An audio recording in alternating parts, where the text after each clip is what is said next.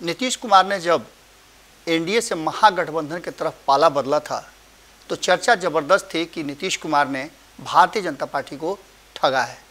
अब यह बात खुल करके सामने आ गई है जब अमित शाह ने खुद एक मीडिया चैनल से बातचीत करते हुए ये कहा कि जिस दिन नीतीश कुमार ने पाला बदला था उसके 2 दिन पहले तक मुझसे बातचीत हुई थी। मैंने खुद फ़ोन करके नीतीश कुमार से पूछा था कि यदि कोई शंका हो, किसी तरह की कोई समस्या हो तो आप मुझे खुलकर बता सकते हैं। यदि आपको पाला बदलना है तो आप बता करके बदलिएगा। लेकिन नीतीश कुमार ने ऐसा कुछ भी नहीं किया। उन्होंने स्पष्ट कहा था कि नहीं, ऐसा कुछ भी नहीं होने जा रहा है, हम साथ हैं, साथ रहेंगे।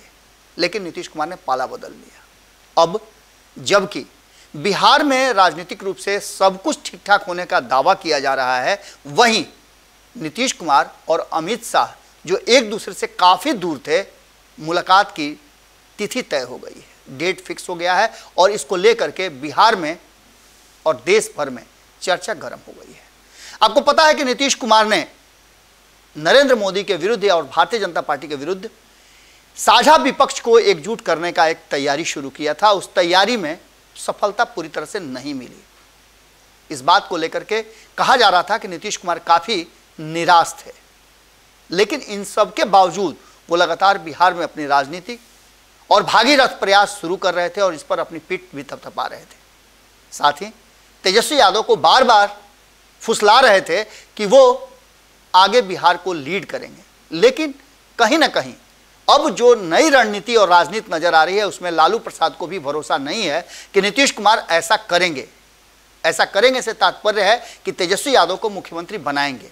लेकिन इसी बीच में बिहार को लेकर के जो लगातार डिमांड किए जा रहे हैं केंद्र से, उसको लेकर के भी सुशील मोदी ने कुछ दिन पहले ही यह स्पष्ट किया कि बिहार अपना जो सर्टिफिकेट है क्रियान्वयन का, कार्य करने का, केंद्रीय योजनाओं को कितना हद तक पूरा किया गया, उसके बाद पैसे का डिमांड करना सर्वथा अनुचित है।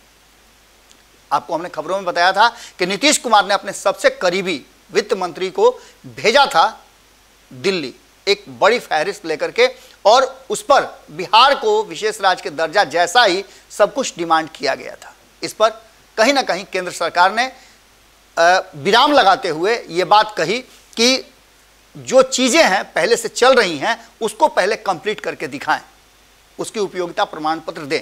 लेकिन इन सब के बीच में जितना दोनों एक दूसरे से दूरी बना करके जो चल रहे थे, अब 17 दिसंबर का डेट यानी कुढ़नी चुनाव का परिणाम आने के ठीक बाद, सिर्फ कुढ़नी का ही नहीं, आपको बता दें कि 2 राज्यों में जो चुनाव चल रहे हैं उन राज्यों के भी चुनाव परिणाम आ जाएंगे और उसके बाद नीतीश कुमार और अमित शाह की मुलाकात का डेट फिक्स हुआ है और जगह भी दिल्ली और बिहार नहीं बल्कि पश्चिम बंगाल तय किया गया है।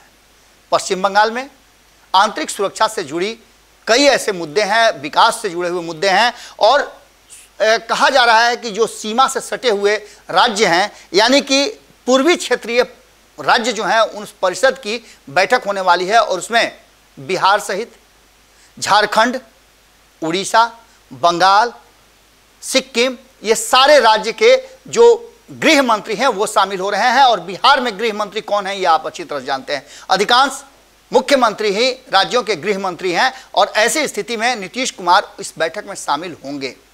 हालांकि अभी तक स्वीकारोक्ति या किसी तरह का कोई सूचना नहीं दिया गया है कि नीतीश कुमार शामिल होंगे या नहीं होंगे, लेकिन बाकी के राज्यों के जो मुख्यमंत्री हैं या गृह मंत्री हैं वो शामिल हो रहे हैं, उनकी सूचना आ गई है।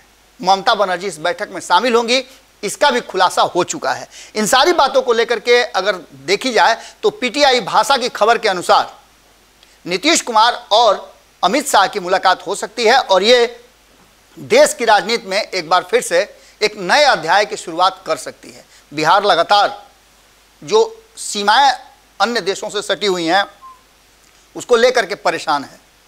नेपाल की सीमाएं सटी हुई हैं और नेपाल की सीमाओं से जब पानी की संख्या बहुत ज़्यादा आ जाती है, पानी बहुत भारी मात्रा में आ जाता है, तो ऐसी स्थिति में बिहार को काफ़ी परेशानी का सामना करना पड़ता है। इसके साथ साथ सुरक्षा को लेकर के भी पश्चिम बंगाल और बंगाल से जुड़े हुए जो लोग हैं, बांग्लादेश से जुड़े हुए जो क्षेत्र हैं, उस क्षेत्र को लेकर के भी आपको याद होगा कि हाल फिलहाल में ही सीमांचल के क्षेत्रों में खुद अपने गृह मंत्री अमित शाह गए थे और वहां कार्यक्रम किया था और वहां के लोगों को आश्वासन दिया था कि हम आपको परेशान नहीं होने देंगे, आपकी समस्याओं का निदान करेंगे।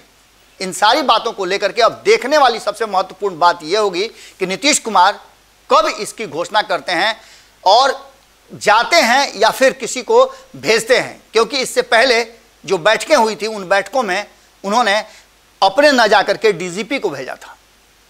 अब इस बार कहा यह जा रहा है कि चूंकि महत्वपूर्ण बैठक है और बिहार कहीं ना कहीं उस कठिन दौर से गुजर रहा है जिसमें सीमावर्ती क्षेत्रों से बिहार को नुकसान हो रहा है, तो ऐसी स्थिति में नीतीश कुमार का जाना उचित है या अनुचित है, यह फैसला नीतीश कुमार को करना है। लेकिन 17 दिसंबर का डेट तय हुआ है जिसमें अन्य राज्यों के गृह मंत्री और मुख्यमंत्री, जहां के गृह मंत्री हैं, वो पहुंच रहे हैं। ममता बनर्जी के पहुंचने का सीधा मतलब है कि नीतीश कुमार वहां पहुंच सकते हैं, ऐसी संभावना व्यक्त की जा रही है और लंबे समय के बाद अमित शाह और नीतीश कुमार में बातचीत शुरू होगी।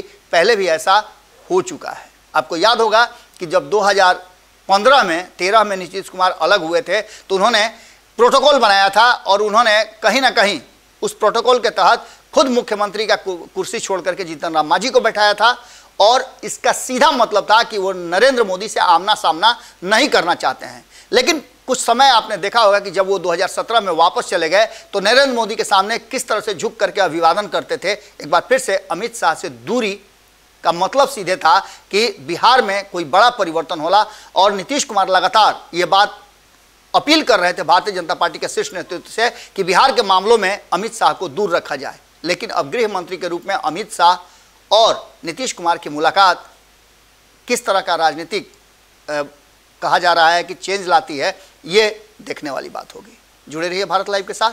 बहुत बहुत धन्यवाद। अगर ये वीडियो पसंद आई और वह बिहार के राजनीति और बिहारियत से सरोकार रखेनी तो सब्सक्राइब बटन दबा के चैनल के सब्सक्राइब कर ली। ओजे एगो घंटी बा, ओकरा बटन दबा देला से कुल सटीक और मारक खबर रुआ मुफ्त में मिल जाई। अगर रुआ पत्रकारिता के हमनी के नया प्रयोग में सहयोग कर चाहतानी तो ज्वाइन बटन दबा दी। पेटीएम नंबर नोट कर ली 9386816700। धन्यवाद।